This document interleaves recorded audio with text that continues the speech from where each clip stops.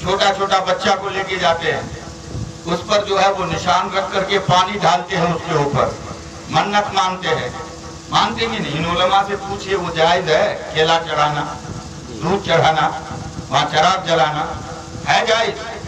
کوئی سنی، کوئی دیوبندی، کوئی قادیانی، کوئی رافضی جائز ہے؟ اس کے اوپر جو چڑھا کر کے مقام کے اوپر یا مقبرہ بنا کے یا قاضیہ بنا کے اس کے اوپر رکھ کر کے یا وہاں رکھ کر کے اگر آپ کسی کو کھلاتے ہیں تو اس تبرکات کو کھانا بھی ناجائز اور حرام۔ لیکن ہم بولیں گے تو کہیں گے دیوبندی مولوی صاحب کو لے کے آ گیا۔ یہ تعجب ہے۔ اور یہ لوگ جو سبحان اللہ کتنا خوش نصیب ہے، ابھی سرپرستی مخیر قوم و ملت عالی جناب شہاب الدین صاحب قبلہ ٹھنڈا بارے کے، ان کی سرپرستی میں یہ جلسہ ہو رہا ہے۔ ان کی سرپرستی میں شہاب الدین صاحب کوئی عالم نہیں ہے، کیونکہ عالم نے لکھا ہے قوم و ملت کے لیے مخیر ہے، یعنی ملت کے اندر مصطفیٰ جان رحمت حسین سے محبت کرنے والوں پر کوئی دقت آئے، کوئی پریشانی آئے، کوئی کلفت آئے، کسی قسم کی پریشانی ہو، یہ ڈٹ کر کے مقابلہ کرتے ہیں، جا کر کے ان کی طبیعت کے بارے میں پوچھتے ہیں، ان کی امداد کرتے ہیں، اس لیے مخیر قوم و ملت لکھا جاتا ہے۔ تو پتہ چل گیا کہ یہاں کے لوگ جب چاہا کہ حسین سے تو ہم محبت کرتے ہیں لیکن اکیلے نہیں، مجھے شہاب الدین صاحب کو سرپرست بنانا ہے، ان کو آگے بڑھانا ہے، اور پیچھے پیچھے ہم لوگ بھی رہیں گے تاکہ میدان محشر میں رسول کونین کے نواسے کے ساتھ جب پکارا جائے کہ شہاب الدین نے جلسہ کرایا تھا، وہاں پر مولانا جو ہے مولانا عبدالسبحان بھی تھے اور مولانا ہاشم صاحب تھے، زیر حمایت میں محترم ہاشم صاحب بھی ہیں اور جناب لطیف صاحب بھی ہیں اور جناب شاہد صاحب بھی ہیں اور جناب غلام سرور صاحب بھی ہیں۔ یہ سب جو ہے علماء کو بلاتے ہیں، فضلاء کو بلاتے ہیں، اس میں پیسہ خرچہ ہوتا ہے، اس میں محنت کرنی پڑتی ہے، گھر گھر میں جا کے چندہ کرنا پڑتا ہے۔ پوچھا گیا کس چیز کے لیے چندہ کرتے ہو؟ اے لوگوں سنو، اس چیز کے لیے چندہ کرتے ہیں اگر امام حسین کربلا کے تپتے ہوئے صحرا میں، کربلا کے لالہ زار میدان میں، جس کو فجور کی تاریکیوں میں، ظلم و تشدد کے اندھیروں میں، خنجر اور شمشیر کے جھرمٹ میں، نینوا کی خارزار وادیوں میں جوانان اہل بیت کے ساتھ تین دن بھوک اور پیاس سے نڈھال ہو کر کربلا کی بے آب و گیاہ زمین پر عظمت قرآن کی بقا کی خاطر جا کے لوگوں کو یہ نہ کہتا کہ اے لوگوں بات ہوگی تو قرآن کی، قانون ہوگا تو قرآن کا، دستور ہوگا تو قرآن کا، نظام ہوگا تو قرآن کا، آئین ہوگا تو قرآن کا، قرآن کے ایک ایک حرف کے خاطر حسین اپنے خون کے ہر قطرے کو بہا دے گا لیکن قرآن کے آبرو پر آنچ آنے نہیں دے گا۔ نعرہ تکبیر، نعرہ تکبیر، نعرہ رسالت، نعرہ رسالت، جشن شہدائے کربلا، جشن شہدائے کربلا، خطیب ہندوستان، خطیب ہندوستان۔ واہ بہت جناب شہاب الدین صاحب نے جب قدم اٹھایا، مولانا عبدالسبحان صاحب کو بلائے اور کچھ ممبران بنائے، لوگوں کے گھر کے میں گئے اور جانے کے بعد کہا کہ آؤ اسی محفل میں آؤ جس کے لیے میں نے قدم بڑھایا ہے۔ مجروح سلطان پوری نے کہا تھا چلا اکیلا ہی چلا تھا جانب منزل مگر، اکیلا ہی چلا تھا جانب منزل مگر، لوگ آتے گئے کارواں بنتا گیا۔ میں دیکھ رہا ہوں ایک سال سے نہیں بلکہ 10 سال سے ہر سال آتا ہوں میں دیکھ رہا ہوں کہ یہاں پر امام حسین سے محبت کرنے والے آخر کیوں محبت کرتے ہیں؟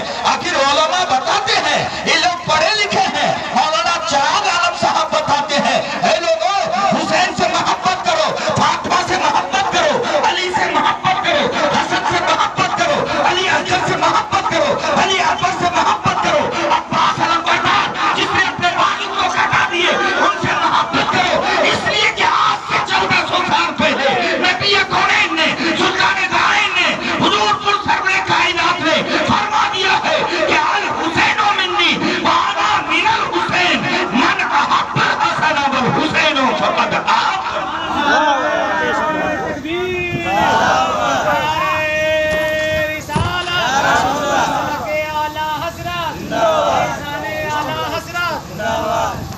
جشن شہید اعظم کانفرنس جشن شہید اعظم کانفرنس نعرہ تکبیر نعرہ رسالت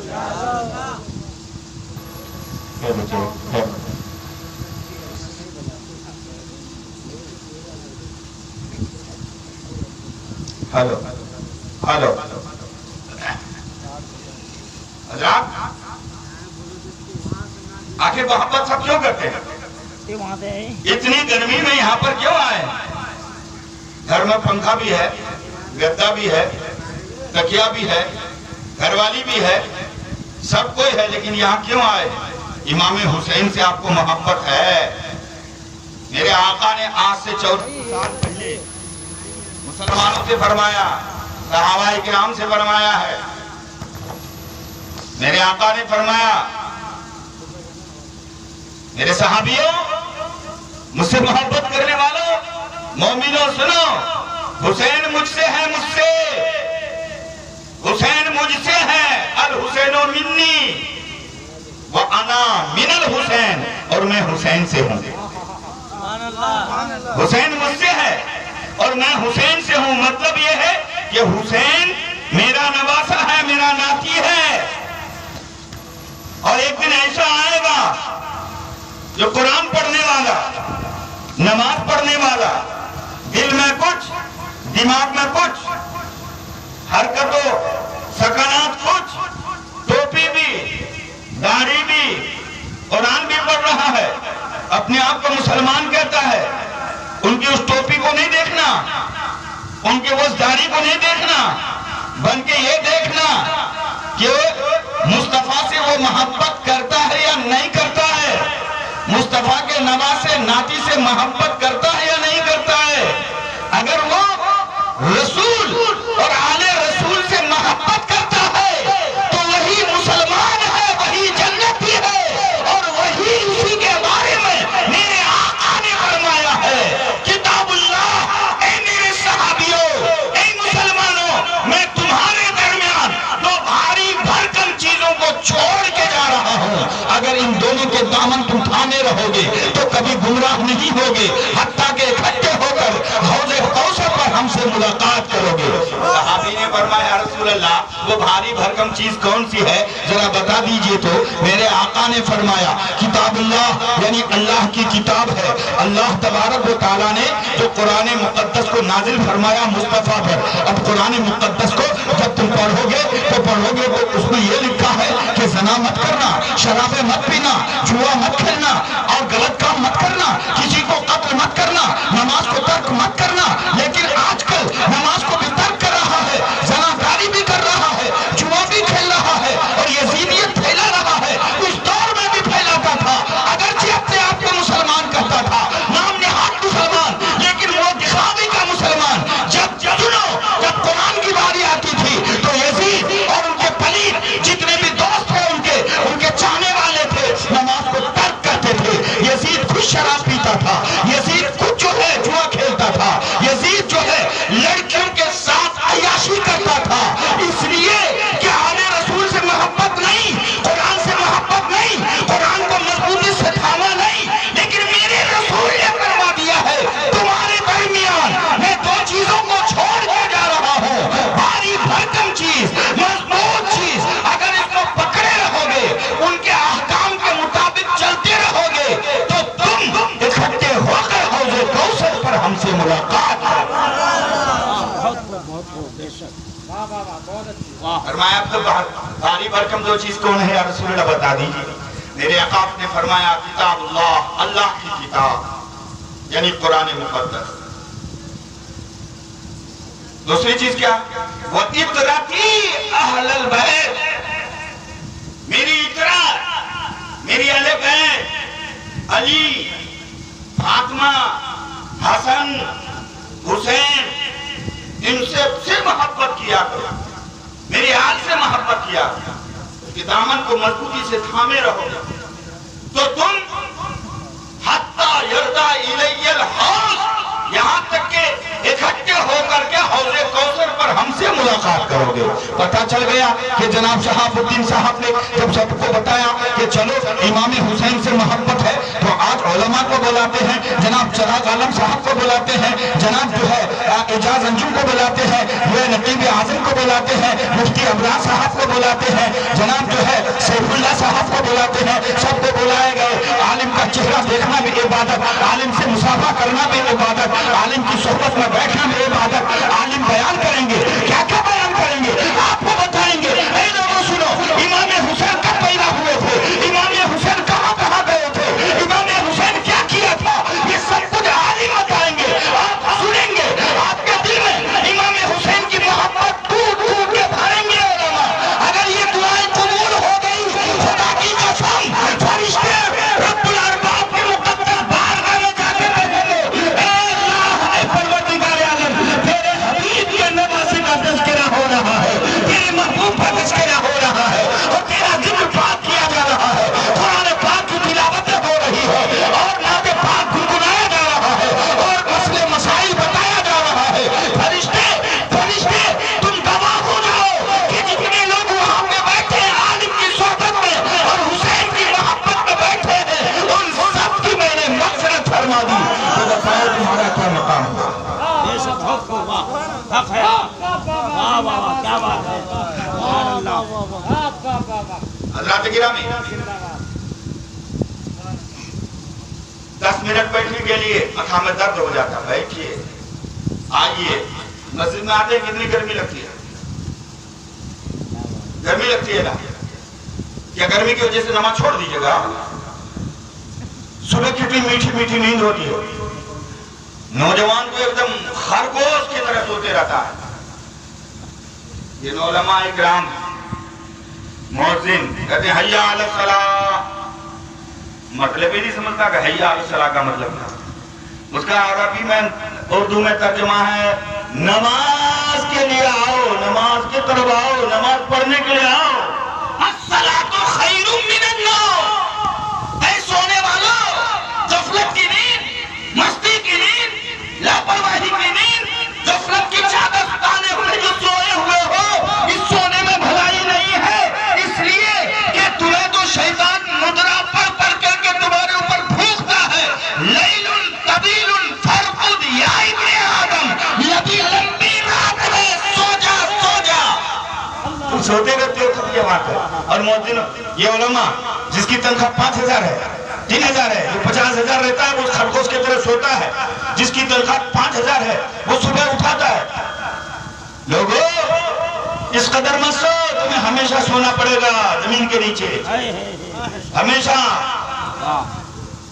الصلاۃ خیر من النوم، نماز نیند سے بہتر ہے، اٹھو اٹھو، نماز نیند سے بہتر ہے۔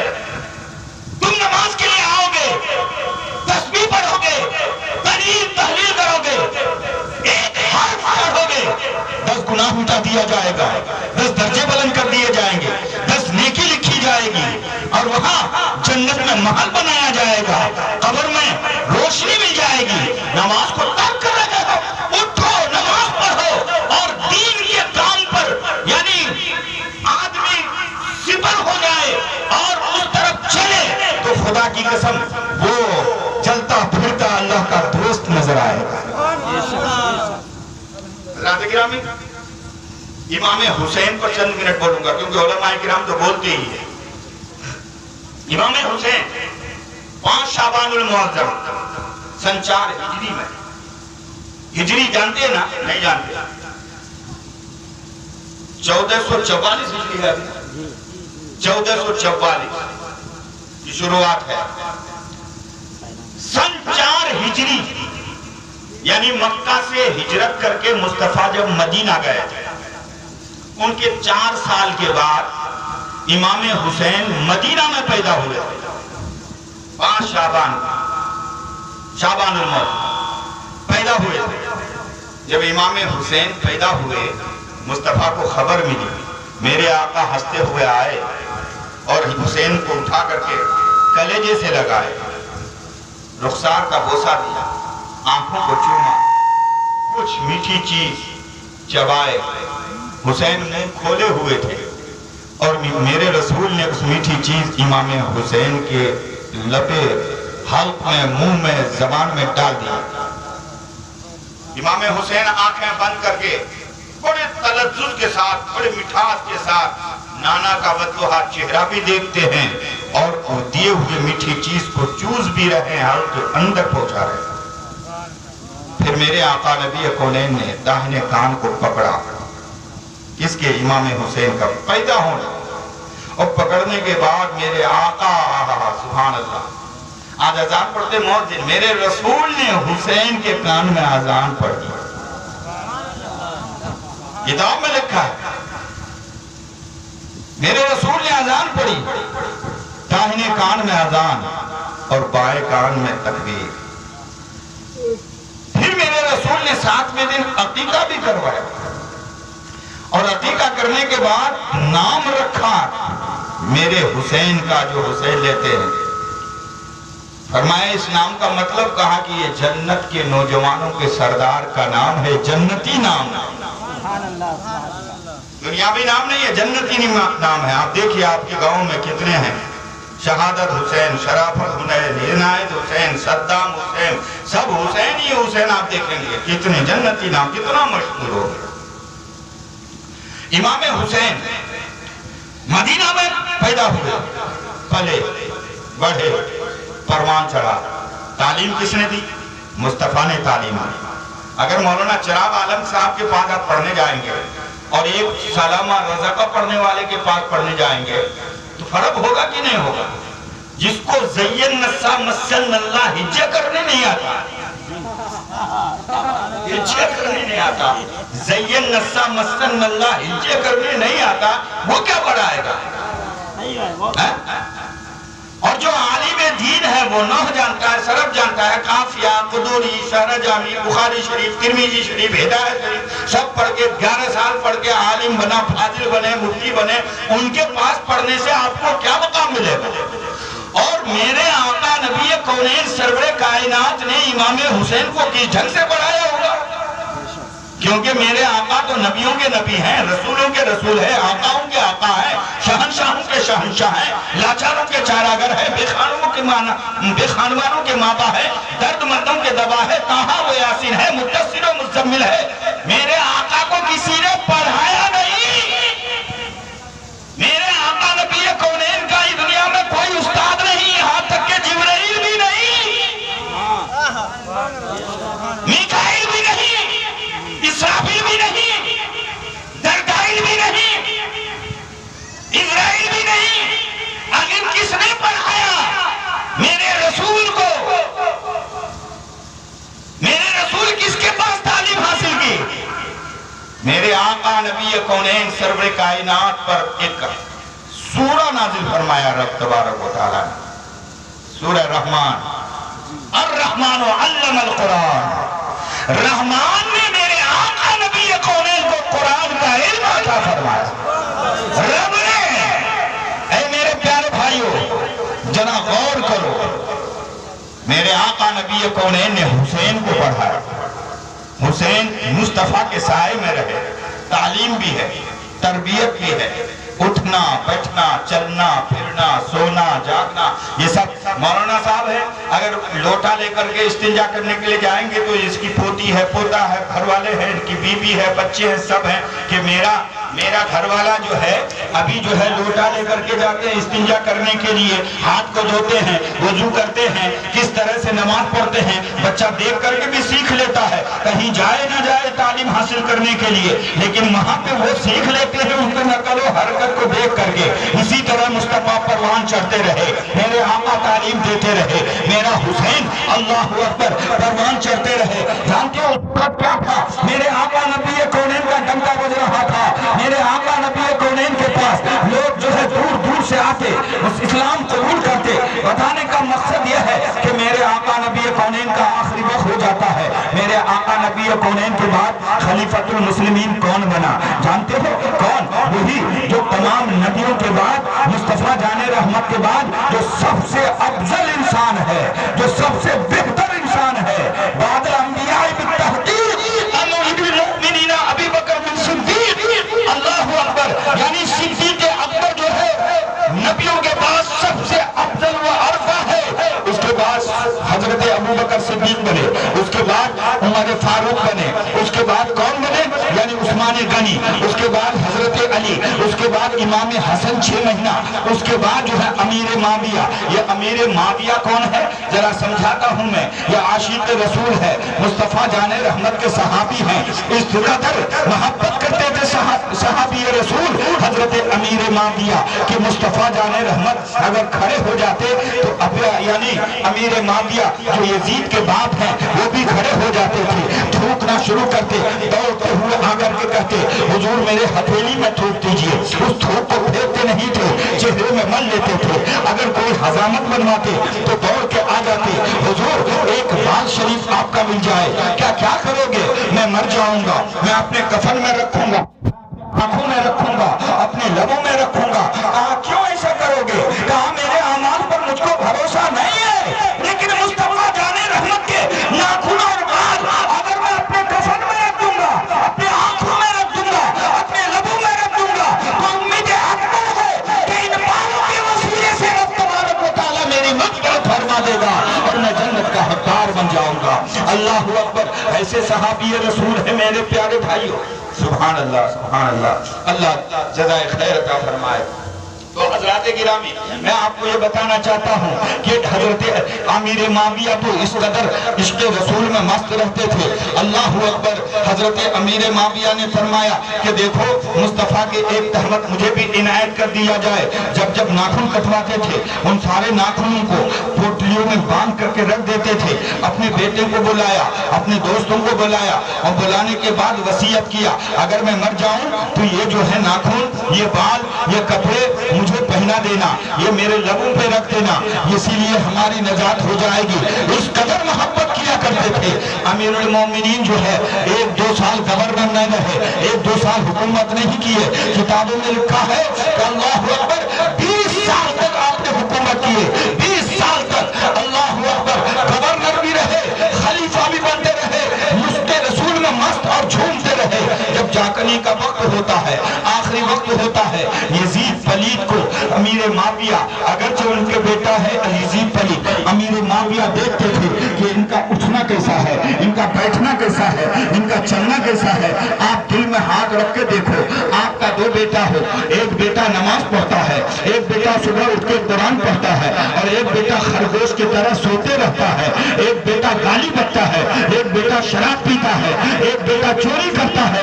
کتنی تکلیف ہوتی ہے باپ کو، میرا بیٹا اور چوری کرنا جائے تو میں گلے میں گمچھا لگا کر کے معافی مانگوں، دونوں کے سامنے ہاتھ جوڑ کر کے معافی مانگوں، کتنی انسلٹ ہوتی ہے، کتنی بے عزتی ہوتی ہے۔ یہ تو دنیا میں رسوائی ہوتی ہے، پھر میدان محشر میں کیا ہوگا؟ اللہ اکبر! یہ سوچ کر کے باپ دل میں گھٹتا ہے اور روتے رہتا ہے، نہ ان کو رات کو نیند آتی ہے نہ دن کو نیند آتی ہے، پریشانی کے عالم میں۔ ٹھیک اسی طرح سے امیر معاویہ یزید کے حالات و سکنات کو دیکھ کر کے پریشان ہو جاتے تھے، اس بیٹا سے میں کیسے کیا کروں؟ کبھی باہر بھیج دیتے، لیکن باہر میں جا کے خلفشار مچا دیتا۔ اگر کسی کے گھر میں اچھی خاصی لڑکی ہوتی، بڑی خوبصورت سی لڑکی ہوتی، کیونکہ یہ امیر المومنین امیر معاویہ کا بیٹا تھا، طاقت میں کمی نہیں تھی، پیسے کی کمی نہیں تھی، کسی کی بہو بیٹی کی عزت و آبرو کو نیلام کرنے کے لیے ان کے پاس بہت پیسہ ہوتا تھا۔